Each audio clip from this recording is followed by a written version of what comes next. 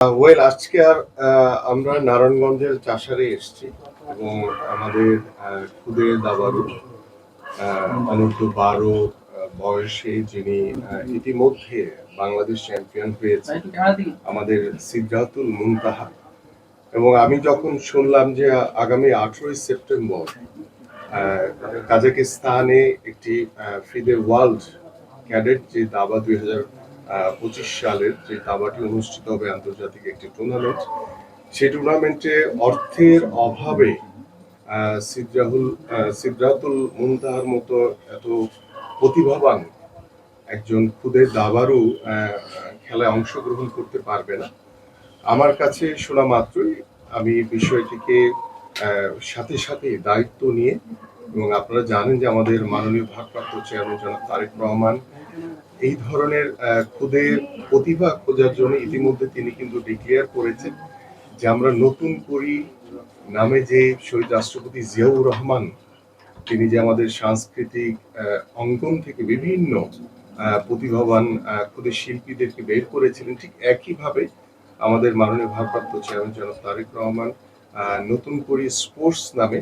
আমরা একটি ভবিষ্যতে আল্লাহ পাক যদি আমাদেরকে আগামী ফেব্রুয়ারিতে যে জাতীয় নির্বাচন হবে, সেই নির্বাচনে বাংলাদেশ জাতীয়তাবাদী দল বিএনপি কে এদেশের মানুষ যদি নির্বাচিত করে, আমরা যদি সরকার গঠন করতে পারি, তাহলে আমরা নতুন ভাবে এই যে নতুন করে স্পোর্টস নামে আমরা সারা বাংলাদেশে যারা প্রতিভাবান খুদে খেলোয়াড় রয়েছেন তাদেরকে কালেক্ট করে সরকারিভাবে তাদেরকে পেট্রোনাইজ করে আমরা যাতে রাষ্ট্রীয়ভাবে একটি সমৃদ্ধশালী একটি ক্রীড়াঙ্গনের যে আমাদের যে পাইপলাইন সেটা আমরা তৈরি করতে পারি, সেই লক্ষ্য নিয়ে কিন্তু আমরা কয়েকদিন আগে চাঁদপুরের মতলবে আমি গিয়েছিলাম। সেখানে সোহানকে যখন আমরা দায়িত্ব নিয়েছি, আমাদের মাননীয় ভারপ্রাপ্ত চেয়ারম্যান জনাব তারেক রহমান দায়িত্ব নিয়েছেন, এবং আমি সোহানের বাসার এবং তার গ্রামের এবং সোহানকে যেভাবে আমরা উপহার সামগ্রী বা ওর পাশে দাঁড়িয়েছি, ঠিক ওই সময়ের পরে যখন আমি আমাদের মাননীয় ভারপ্রাপ্ত চেয়ারম্যান জনাব তারেক রহমানের সাথে কথা বললাম, তিনি তখন প্রথম শব্দটি বলেছেন যে আমাদের নতুন করির প্রথম ট্যালেন্ট হান্ট হচ্ছে আমাদের সোহান ফুটবলার। সো আজকে যখন আমি সিদ্রাতুল মুনতাহার এখানে এসেছি, আমাদের মাননীয় ভারপ্রাপ্ত চেয়ারম্যান মহোদয়ের নলেজে বিষয়টি রয়েছে এবং তিনি সবসময় এই ধরনের বিষয়গুলোকে অত্যন্ত প্রাধান্য এবং গুরুত্ব দেন। এবং আজকে সিদ্রাতুল যে মুনতাহার বাসায় আমরা এখানে এসেছি, আমি আশা করি যে অর্থের যে অভাবে কাজাকিস্তান যাওয়ার যে রাস্তাটি ওর বন্ধ হয়ে গিয়েছিল, আজকে আমি মনে করি যে ওর যে প্লেন ফেয়ার থেকে শুরু করে যাবতীয় যে খরচের যে প্রয়োজন রয়েছে সেটা আমাদের মাননীয় ভারপ্রাপ্ত চেয়ারম্যান জনাব তারেক রহমানের পক্ষ থেকে আমরা এই মুনতাহার পাশে আমরা দাঁড়িয়েছি। এবং আশা করি যে আমরা আগামীতে আমাদের যে দাবা ফেডারেশন থেকে শুরু করে যত ফেডারেশন রয়েছে যারা অর্থনৈতিকভাবে কিছুটা দুর্বল, আমরা সকল ফেডারেশনকে ভবিষ্যতে যাতে আরো সচ্ছল করে তুলতে পারি এবং সরকারিভাবে আমরা এই ধরনের যারা খুদে প্রতিভাবান মুনতাহার মতো যারা দাবারু রয়েছে বা অন্যান্য ইভেন্টে যারা অনেক খুদে প্রতিভাবান খেলোয়াড় রয়েছে, তাদেরকে আমরা একসাথে নতুন করির মাধ্যমে ট্যালেন্ট হান্ট করে আমরা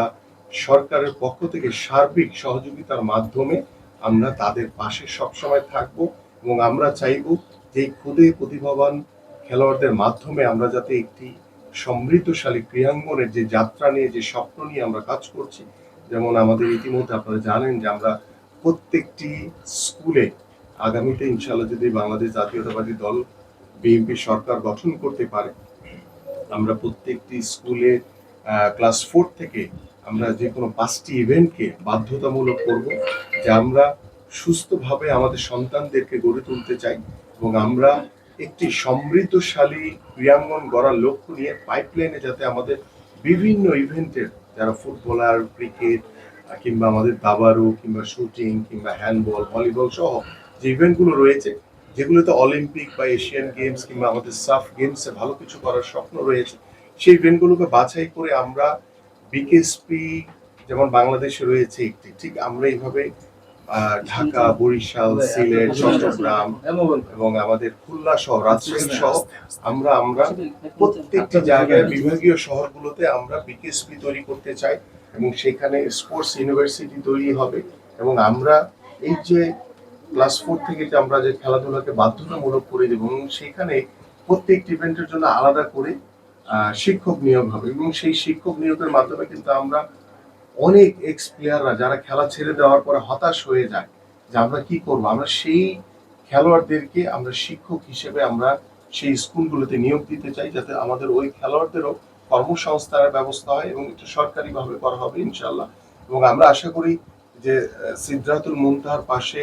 বাংলাদেশ জাতীয়তাবাদী দল বিএনপি, আমাদের মাননীয় ভারপ্রাপ্ত চেয়ারম্যান জনাব তারেক রহমান রয়েছেন, আমরা রয়েছি, শুধু আজকের জন্য না বা কাজাকিস্তানের জন্য না, আমরা যে কোনো সময় এই ধরনের যারা মানে অর্থের অভাবে নিজেদের প্রতিভাকে বিকাশ করতে পারছে না, আমরা সেই সকল প্রতিভাবান শিশুদের পাশে, খুদে খেলোয়াড়দের পাশে আমরা সবসময় রয়েছি, ইনশাল্লাহ থাকবো। আমার সত্যিই খুব খুশি লাগছে যে উনি আমার বাসায় এসেছে এবং আমাকে সাহায্য করতে আসছেন। আমরা সবসময় তাকে টিভিতে দেখেছি অন্য অন্য মানুষদের পাশে দাঁড়াতে এবং অন্য অন্য খেলোয়াড়দের সাহায্য করতে। উনি যে আমার এই বাসায় এসেছে এমন, এটা আমার কাছে স্বপ্নের মতো লাগছে। প্রায় প্রতিদিনই আল্লাহর কাছে দোয়া করেছি যে আমার এই টুর্নামেন্টে যাওয়ার স্বপ্নটি যেন হাতছাড়া না হয়। আল্লাহ আমার দোয়া কবুল করে দিয়েছেন এবং তিনি এবং তারেক রহমান আঙ্কেল আমার যাওয়ার ব্যবস্থাটি করে দিয়েছেন।